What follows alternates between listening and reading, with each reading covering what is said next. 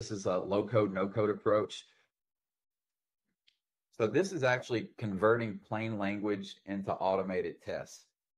And this is actually a really good approach in my opinion, because you don't need coding experience, but also as someone that has worked on a lot of frameworks, coming in and trying to figure out what happened with someone's test case, where it's failing at, and then trying to, okay, well, what's this test case doing? What's this code doing? It takes a lot of digging around. Like I mentioned, people use reusable methods and arguments and variables and all these things that make me have to go dig around in 10 different places to actually put together the whole picture. With NLP, it's very straightforward. It just, the natural language tells me it's clicking on an element and it describes the element. It doesn't give me an XPath I have to figure out, or a complicated CSS selector. It's just very easy for anyone to come in and read this.